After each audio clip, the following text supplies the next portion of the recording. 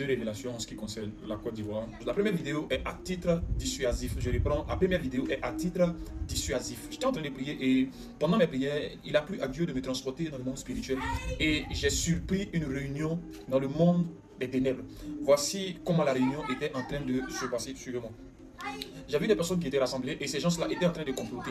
Ils étaient à court d'idées. Ils n'avaient plus assez d'énergie pour continuer la bataille dans laquelle ils étaient engagés contre l'Église et contre la nation. Je suis en Côte d'Ivoire. Alors, écoutez-moi bien, ces hommes-là étant à court d'onction, à court d'intelligence, à court de ressources spirituelles, ils ont donc dit, où allons-nous avoir des ressources, où allons-nous avoir l'énergie qu'il faut, où allons-nous avoir la lumière qu'il faut. Un esprit s'est présenté et cet esprit-là a dit, vous pouvez avoir ce que vous cherchez si vous allez dans l'église, parce que les gens de l'église, ils ont la lumière qu'il vous faut, ils ont les ressources, ils ont l'énergie qu'il vous faut pour pouvoir continuer ce que vous êtes en train de faire. Alors, ils ont dit, mais comment allons-nous faire pour leur voler cette lumière-là? C'est là que ces hommes se sont mis ensemble avec quelques esprits et l'idée est venue par une personne qui a dit, mais nous pouvons organiser un concert. Et ce concert-là, on va utiliser leurs chantres pour les attirer, qui vont servir d'appât. Et le premier chantre qui a été cité, c'est le chantre Shadrach Loman. À l'unanimité, eux tous ont dit oui, parce que c'est une étoile montante et qui est vraiment aimé, qui a une onction vraiment particulière. Donc, on veut dans leur projet utiliser ce chantre-là, ce serviteur de Dieu-là, pour attirer plusieurs. La deuxième personne, c'était une fille qui devait être choisie. Donc, les avis étaient partagés entre Colombe Merveille et puis la chantre Morija. La chantre Morija. Ils étaient en train de discuter comme ça, mais c'était prévu que le concert ait lieu à Yamoussoukro. À Yamoussoukro, dans un espace plein air. Voilà, l'accès devait être gratuit.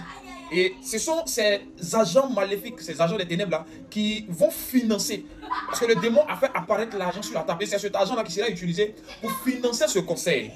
C'est cet argent qui sera utilisé pour financer ce concert. Et quel en est le but? C'est que toutes les âmes qui seront réunies, qui viendront entre griffes, adorer, célébrer Dieu avec leurs chantres, leurs bien-aimés. En réalité, les chantres là vont servir d'appât pour qu'on puisse voler à plusieurs enfants de Dieu leur lumière, à plusieurs enfants de Dieu leur énergie spirituelle, à plusieurs enfants de Dieu, je dirais même leur onction, parce qu'il est possible de voler l'onction, de prendre l'énergie de quelqu'un, de prendre les capacités, les ressources spirituelles de quelqu'un. C'est dans ce but-là que ce concert sera organisé, je précise la ville, ça devait se tenir à Yamoussoukro. Cette vidéo est à titre dissuasif, partagez-la au maximum pour qu'en entendant cela, ces gens-là renoncent à ce projet. Nos chantres n'ont rien à voir là-dedans, ils ne sont que des gens, que des personnes occultes, des personnes aux intentions négatives ont décidé d'utiliser.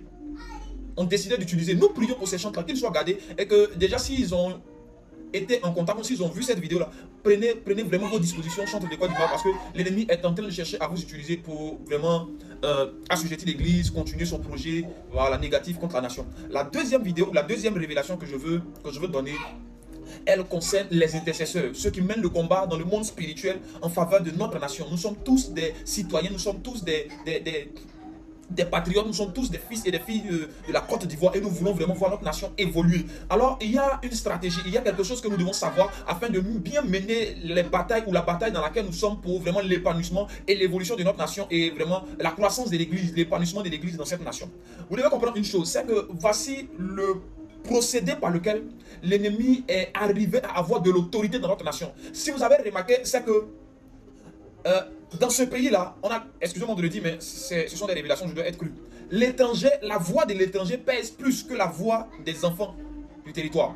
La voix d'un étranger a plus d'autorité, a plus de poids, a plus de valeur dans le monde spirituel comme dans le monde physique que la voix des fils de la nation. C'est comme si l'esclave est sur le cheval et le prince est à terre. Les droits des fils ont été transférés aux étrangers. Et ce sont les étrangers qui opèrent et qui bénéficient du droit des fils.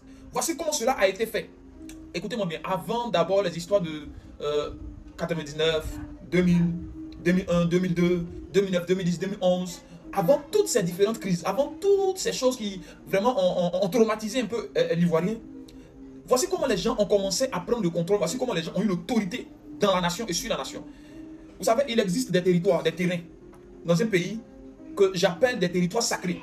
Ces territoires-là ont été faits par Dieu et ces territoires-là sont une sorte d'hôtel que Dieu lui-même a établi dans un certain territoire, que Dieu lui-même a établi ici en Côte d'Ivoire. Et ces terrains ou ces territoires, ces parcelles de terre-là, si réellement nous étions vraiment spirituels et attachés à Dieu, nous aurions la connaissance qu'il y a certains sites qui ne doivent jamais être vendus à des étrangers. Il y a certains sites qui ne doivent jamais être vendus à des personnes qui ne sont pas ressortissantes de notre région. Malheureusement, l'ennemi a dit aux gens, allez-y, pour pouvoir renverser les choses et pour prendre le droit des ressortissants du pays, allez-y et proposez-leur de l'argent pour acheter leur terrain sacré, leur terre, leur territoire. Écoutez, toutes ces choses sont arrivées parce qu'il y a des sites, il y a des terrains qui ont été vendus. C'est dans l'achat des terrains. C'est dans la prise des terrains. Qui a remarqué qu'en 2002, il y a des terres qui ont été prises de force. On a eu l'impression que c'était juste à cause du cacao, non? Comme il y a des cultures là-bas, c'est à cause des cultures, c'est à cause des lévéas, c'est à cause du cacao, c'est à cause des palmiers, loin de là. Au-delà de ce que vous voyez, il y a des enjeux spirituels. Il y a des territoires qui ont une certaine puissance, qui donnent une certaine autorité à celui qui en est le propriétaire. Oui, il y a certaines parcelles, il y a certaines portions de terre qui donnent de l'autorité à celui qui possède cette portion de terre-là. Je vous assure, le propriétaire d'un terrain où se trouve l'or est un homme riche. Est-ce que vous me comprenez? Donc ces gens-là, quand ils sont venus, ils ont commencé d'abord par acheter certaines terres que normalement nous ne devions pas leur vendre, que normalement nos parents ne devaient pas leur donner. Malheureusement, n'étant pas assez spirituels, ces choses-là ont été léguées. Et c'est là qu'a commencé le déclin. Et c'est là qu'a commencé le renversement de la situation. Et c'est là qu'a commencé la prise du pouvoir et de l'autorité dans notre nation par des étrangers et par des fils de Satan.